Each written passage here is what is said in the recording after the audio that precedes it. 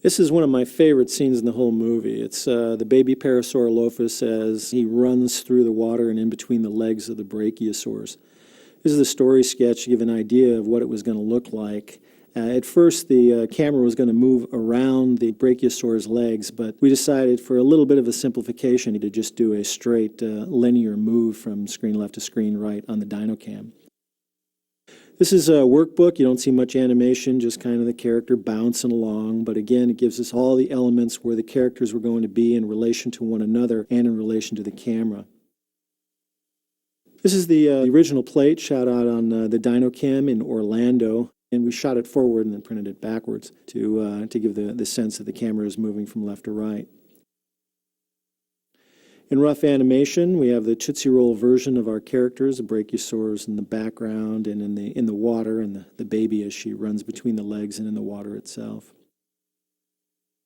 This plate is the background brachiosaurs. Again, a lot of the scenes had multiple elements, anywhere from 5 or 6 up to several hundred.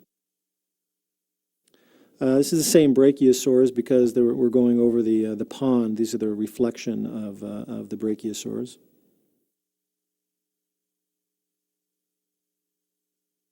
And this is the baby Parasaurolophus with the ichthyorni, which are kind of like seagulls back in the Cretaceous period. You'll notice that the baby, as he's running, the legs disappear. The main reason for that is because it's supposed to be running through the water, and that's the water plane that's cutting off the legs of the baby.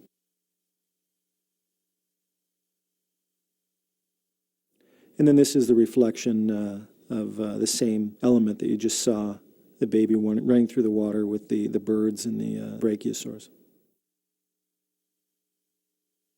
At the character filing stage, the main thing we're looking for here is how the skin works. We don't put in all the effects and splashes because that would detract from looking at the main thing that we're supposed to be investigating. And at character filing, basically, is how does the skin move in relation to the original animation. Using as much of the plate as possible to give the directors and all of the artists an idea of what the final composition and placement of the characters is going to be. These are the effects elements of the splashes. The splashes on a lot of the scenes, and this one in particular, were done in 3 different ways. This is an actual live-action splash that was shot on an insert stage.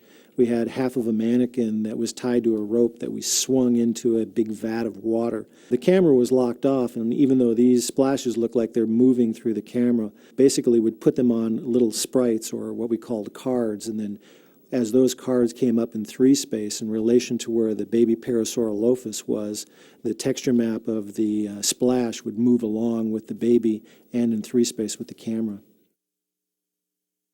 This plate is a CG ripple. We created a computer graphic plane of where the water is in 3 space, and then by knowing where the baby Parasaurolophus was intersecting that water plane, we knew a ripple was going to be generated from that area. So we created a geometric ripple from the chest of the baby Parasaurolophus that emanated across the water plane to give you the sense that he is actually penetrating the water and creating a splash.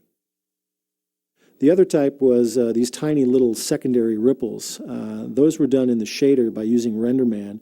We would tell the shader in a particular area on the geometry of where the water plane was, where these little ripples were going to be created.